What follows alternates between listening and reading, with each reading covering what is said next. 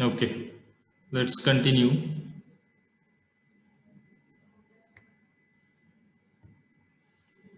In the last lecture, uh, we were about to begin with the grinding process, and before that, we differentiated the single point cutting versus grinding process as well. How those two are going to differ from each other. So, in continuation with that one, we are going to talk about two important parameters related to grinding process, and those two parameters are, first one is uncut chip length and another one is chip thickness. As grinding is a uh, metal cutting process where the cutting tool is remove or is going to remove the material from the work surface in the form of chips, and the important dimensions of that chip is, first one length and second one is thickness. We are not going to derive these relations because those two are quite lengthy and complicated derivations, but you just need to remember those two things. First one is chip length and another one is thickness. So before that, let's talk about the grinding process, how it proceeds, and various geometry parameters associated with it.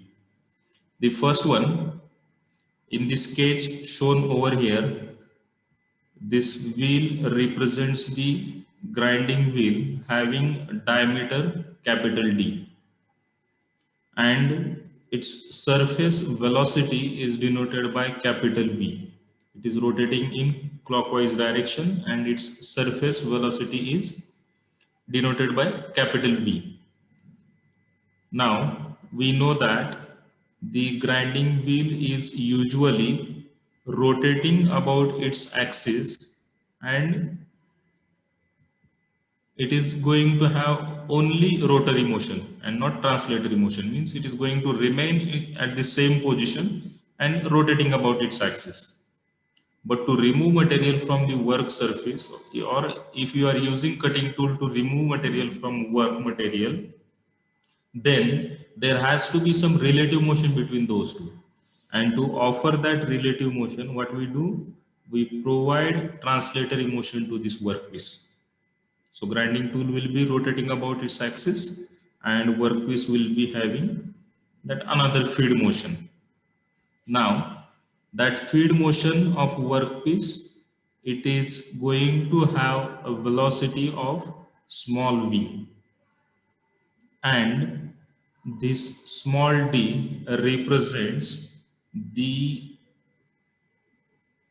depth of the material that is going to be removed in a single pass, or in other words you can call it as a depth of cut or wheel depth also.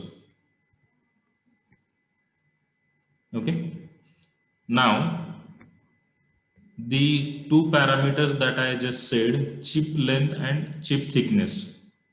Now if I try to concentrate on this area, the chip generated is going to have three dimensions.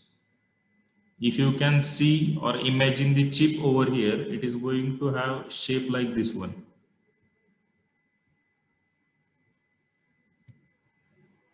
This shape you can imagine over here. Okay, the same thing I have drawn separately. Now, chip length is basically this total length, but we cannot calculate or measure that length directly. So what we need to do, we need to assume that this total length is going to be equivalent to or approximately equal to this length plus this length. This length you can get from the grinding wheel geometry, and this length you can get from the velocity with which workpiece is moving. And once you have this length and this length, when you add those two together, you will get the actual chip length. And the second dimension is chip thickness. Chip thickness is nothing but this dimension only. Additionally, one more dimension would be there, chip width. Chip would be like this one. Okay, but that chip width we cannot calculate or measure because that would be dependent of the individual or geometry of individual abrasive size, shape, its orientation. All those things are going to control that chip width. So we need not to worry about that one. We are going to discuss only two things. First one is chip length and another one is chip thickness. Both things have shown in this diagram. Thickness is nothing but this dimension and length is this one. Now the relation for chip length is under root capital D into small d. Capital D is grinding wheel diameter and small d is wheel depth. You might be wondering that how the square root product of those two is giving you the chip length, because we need to find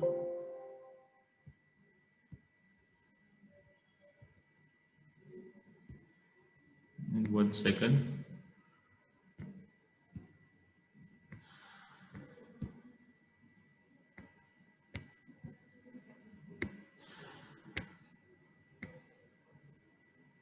Why I'm not getting the rest. Okay, I'm not able to erase that one now. Okay, no problem. So if I draw that cross-sectional view of the chip, it is going to appear like this one. This dimension you will get from the velocity of wheel as well as its diameter and all.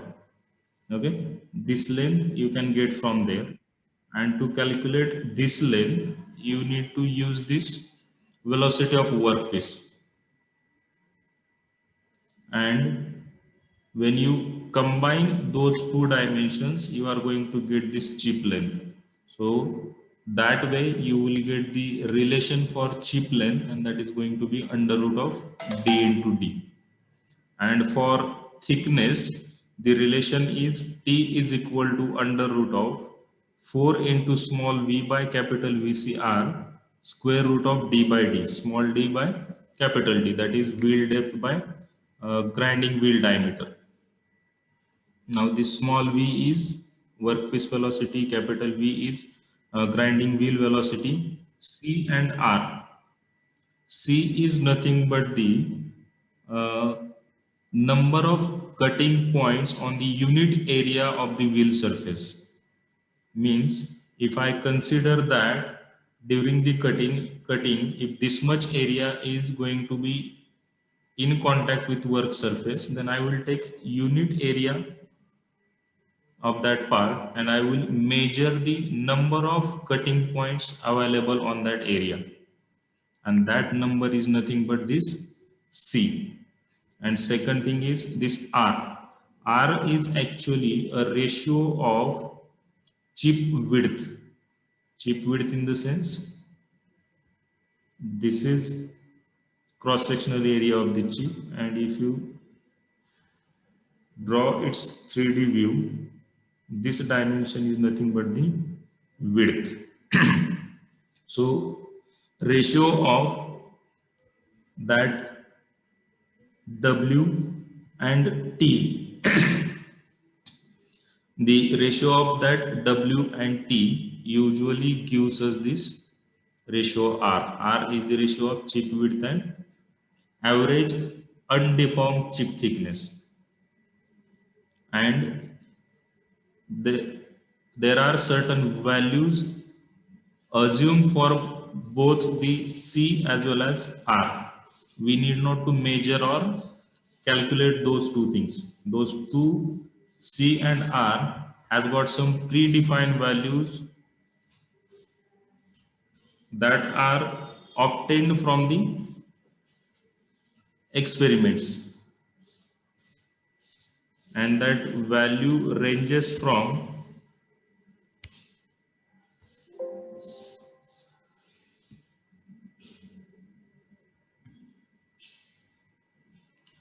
the C ranges from zero point 0.1 to 10 per millimeter square. Means if I take the 1 millimeter square of area on the grinding wheel, that number of cutting points could be as small as zero point 0.1 or as large as 10 also. Also, that R is going to vary in between 10 to 20. Now, depending upon the material, grinding wheel, cutting condition and all, you can select any value in between 0 to 10 for C and 10 to 20 for R. And if you assume those two values, you can calculate the length of chip and chip thickness also. Now in another two diagrams, B and C, this B we already have discussed, but let's try to get more things from this sketch itself. So this is a grinding abrasive grain that is going to remove material from the work surface. So when it moves in this direction, workpiece is moving in this direction, and that relative motion causes the chip formation, and that chip formation going to occur along this shear plane. Means there is going to be shearing of material, and that shearing will take place along this plane. Inclination of that plane with the direction of cutting is called as shear angle, denoted by phi. Another thing, as I said earlier, the this is cutting edge, and inclination of that cutting edge with vertical is denoted by alpha, that is rake angle. When that inclination is on this side of the vertical, the rake angle is said to be positive, and when it is on this side of the vertical, the rake angle is said to be negative. And as I said earlier, in grinding, the rake angle is negative. So here you can see that the cutting edge is inclined on the other side of the vertical.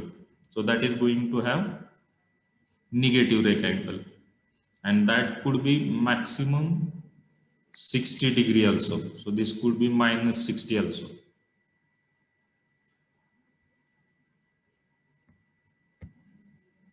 Okay. Now there is one small numerical where we need to calculate length of chip as well as uncut chip thickness. The given data is diameter of the wheel, depth of cut or wheel depth, workpiece velocity,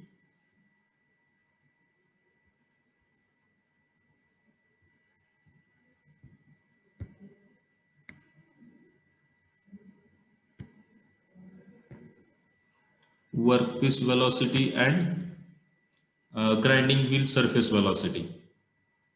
Now from those four input values, we need to calculate length and thickness. We know that L is equal to under root of T into D. So D is there, small d is also there, everything is in millimeters. So you can put the values and you will get the answer 3.2 millimeters. Second thing that we need to calculate is T. For T, relation is 4 into small v by capital V C into R and into again square root of small d by capital D.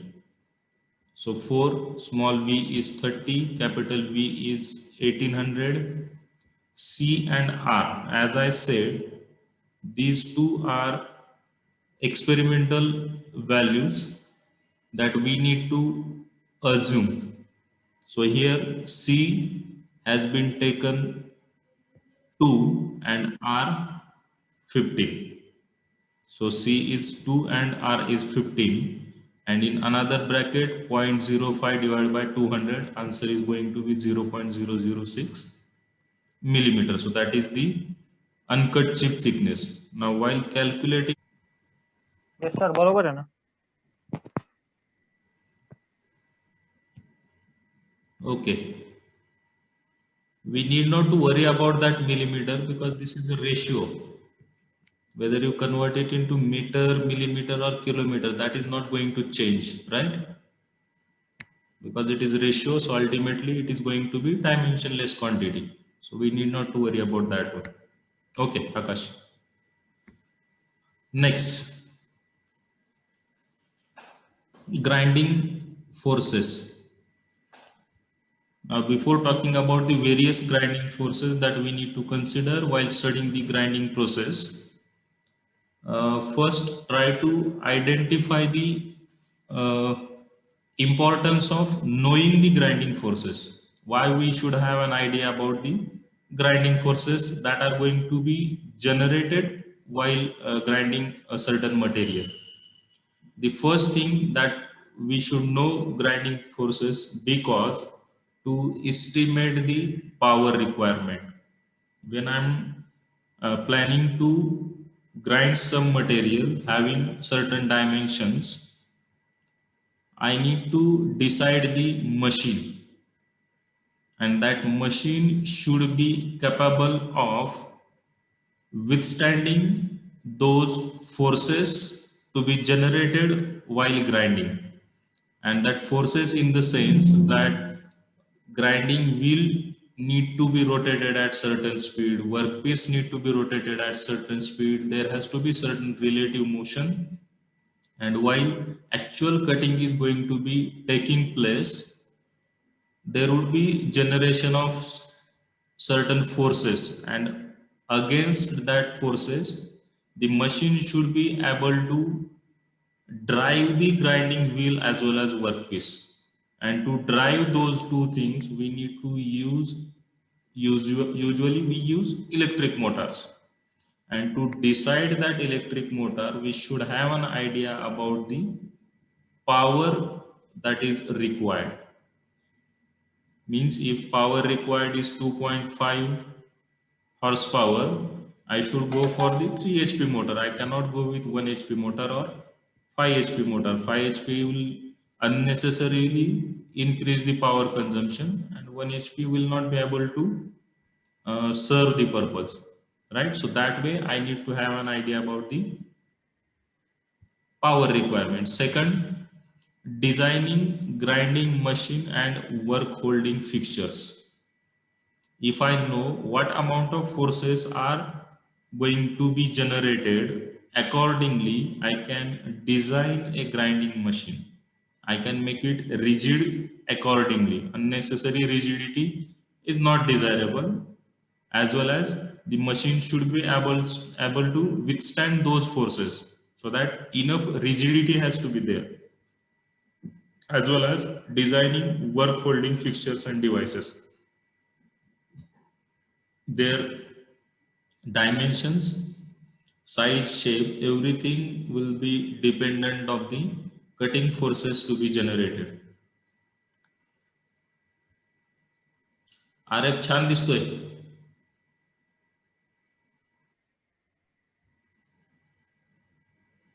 अरे बंद झालं काय? Okay.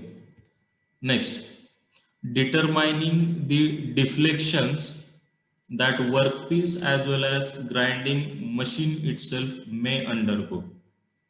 Now, when you are using a grinding wheel to machine the work surface, there is going to be, or we need to hold this workpiece on workpiece table.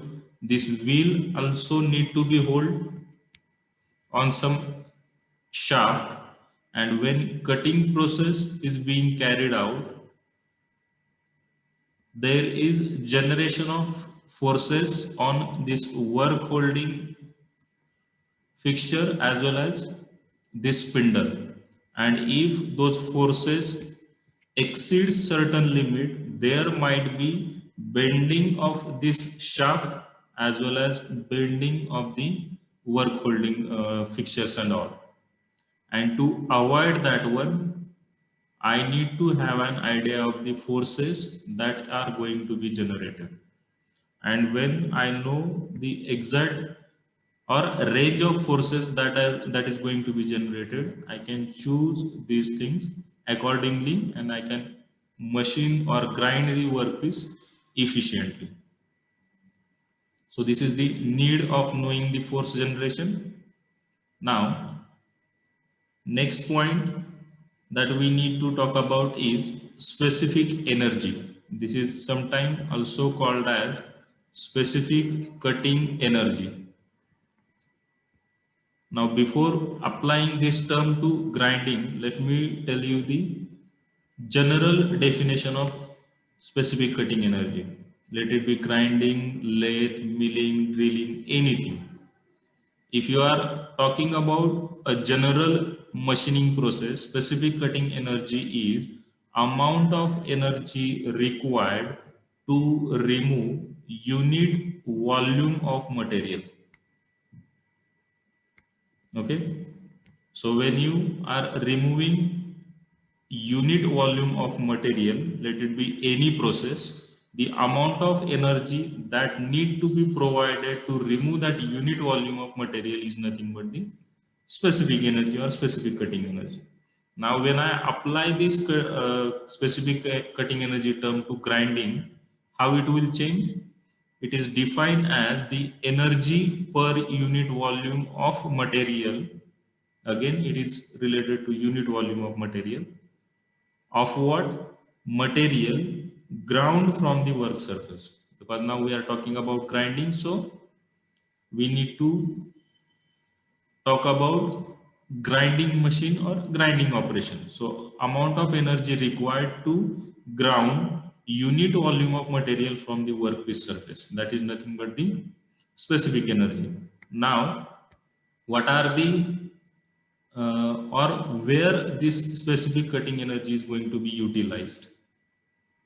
When I say the energy required to remove unit volume of material, that removal of unit volume of material is going to be have certain parts. The parts are: first one, chip formation, second one, plowing, and third one is friction between the abrasive and work surface. So the energy that is required to remove unit volume of material will be utilized for first one, chip formation. Chip formation, that is easy to understand, need not to discuss. Second, plowing. Plowing means this is grinding wheel. Suppose this is abrasive and this is work surface. Now, when it rotates, it is going to remove material in the form of chip, but that process is not going to be instantaneous. Like abrasive came into contact with the work surface and instantaneously chip form, and that chip got separated from the work surface. It is not going to like that. Okay. So how it is going to occur? When it comes in contact over here, from there will be formation of chip, separation of material from the work surface, and accumulation of that removed material in front of the abrasive. Okay. And that way the abrasive has to keep pushing that removed material, and that process is called as flowing.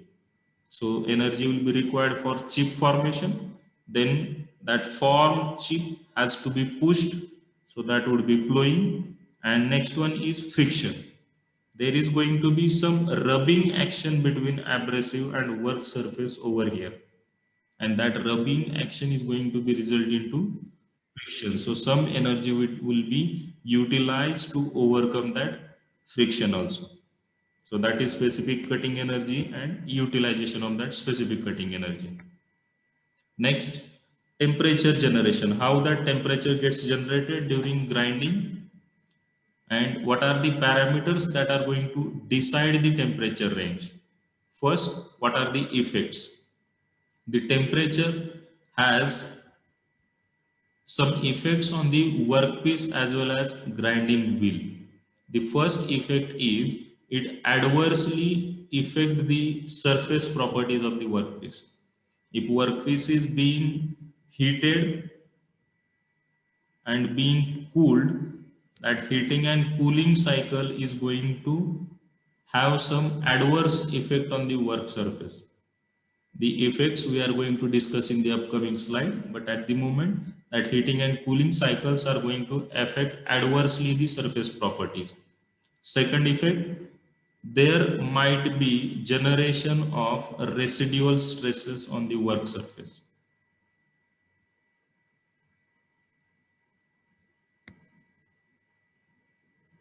Okay, that is also we are going to discuss in the next slide. So there might be generation of residual stresses. Then distortion due to thermal expansion and contraction of the work surface that makes difficult to control the dimensional accuracy. Means if temperature is increased beyond certain limit, if I am machining this workpiece, if its temperature increases, it is going to expand. And if I remove one layer from that work surface in the expanded condition, on cooling, it is going to contract and the dimensions that I'm supposed to get will not be there. Because initially there was some expansion and in that expanded condition, I removed some certain material. Okay, so that way this heat generation is going to make difficult having control over the dimensional accuracy. So these are the effects of that heat generation or temperature generation. Now, on what parameters that temperature depends? There are only four things that we know: wheel diameter, wheel surface speed, wheel depth or depth of cut, and workpiece velocity. Those four parameters are going to decide the temperature. Now, if you look at this relation, delta T, that is temperature generation, is directly proportional to 1 d raised to 1 by 4, small d raised to 3 by 4, and small v by capital V raised to 1 by 2. So it is going to be directly proportional to wheel diameter, depth of cut, grinding wheel surface speed, and inversely proportional to workpiece velocity. Means if I increase the wheel diameter, temperature will increase. If I increase the velocity of grinding wheel, temperature will increase. If I increase the depth of cut, temperature will increase. But if I increase the speed of workpiece, the temperature will decrease. So if I want to decrease the temperature, I have to increase the workpiece speed. Additionally, if you look at the power of individual term, the depth of cut has got maximum power. So a small change in wheel depth or depth of cut is going to have maximum effect on the temperature. If you increase it slightly, temperature will increase considerably, and even when you decrease it, there will be considerable drop in the temperature.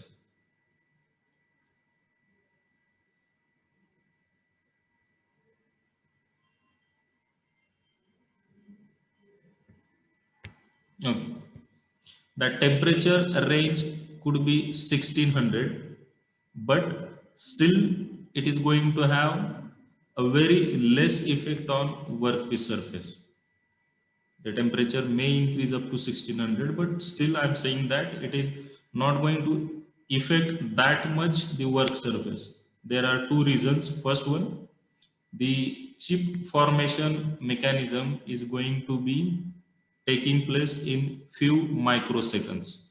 So time duration is very small, so it will not allow much heat to penetrate to the workpiece surface. That is first reason. Second reason, the maximum amount of heat generated during the chip formation will be taken away by the chips. Chips will carry out maximum portion of the heat along with them. So there will be very small amount of heat absorption in the work surface, and there will be less effect on the workpiece. But if the temperature exceeds beyond certain limit, there might be a considerable effect on workpiece also. But generally, the scenario is like this. The maximum heat will be carried away by the chip and time is very small. So there will not be much penetration of heat into the workpiece surface. Okay.